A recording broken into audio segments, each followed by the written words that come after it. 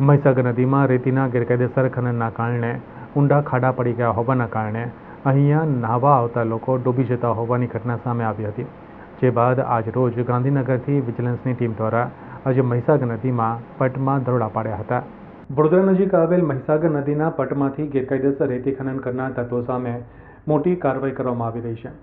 પ્રાથમિક સૂત્રોના જણાવ્યા અનુસાર ગાંધીનગરથી વિજિલન્સની ટીમ દ્વારા આજે મહીસાગર નદીના પટમાં દરોડા પાડવામાં આવ્યા હતા અને સઘન ચેકિંગ પણ હાથ ધરવામાં આવ્યું હતું.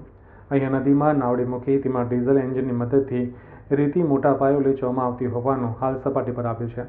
જોકે સ્થાનિકોના જણાવ્યા અનુસાર આ લીઝ સત્તાવાર રીતે ફાળવવામાં આવી છે.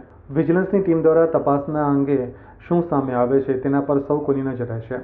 આ કાર્યવાહીથી કુદરતી સંસાધનો ઉલેચીને મોટી કમાણી કરવાનું સપનું જોનાર તત્વોમાં ભારે ફફડાટ જોવા મળી રહ્યો છે. વડોદરા નજીક મહીસાગર નદી આવેલી છે. મહીસાગર નદીમાં ગેરકાયદેસર રેતી ખનન કરવામાં આવતું હોવાની પણ લાંબા સમયથી બૂમો ઉઠવા પામી હતી.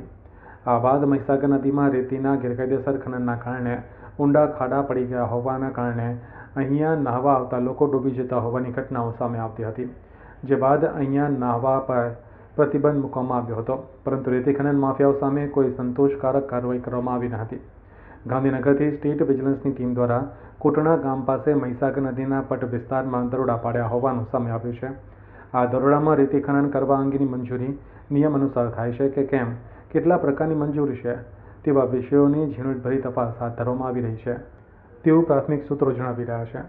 સ્ટેટ વિજિલન્સની રેડ દરમિયાન મોટી સંખ્યામાં વાહનો, નદીમાંથી રેતી ઉલેચવાનો સામાન, જેસીબી મશીન તથા ડમ્પર મળી આવ્યા હોવાનું જાણવા મળી રહ્યું છે.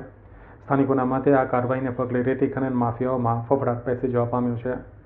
બપોરના સુમારે રેડ પાડેલી જગ્યા પર 2 ટ્રકો, 1 મશીન, 1 યાંત્રિક નાવડીને 1 ટ્રેક્ટર જોવા મળેલ. જગ્યાની ખરાઈ કરાઈ તો કોઈ પણ જાતની મંજૂરી મળેલ જણાઈ આવેલ નથી, જેથી સીઝ કરીને પંચાયતમાં મૂકવાની તૈયારી કામગીરી ચાલુમાં છે. સાહેબ, ખાસ કરીને વાત કરીએ તમે અહીંયા ચાલુ જ હતું, ટ્રકોની અંદર ભરાવાનું ચાલુ જ હતું.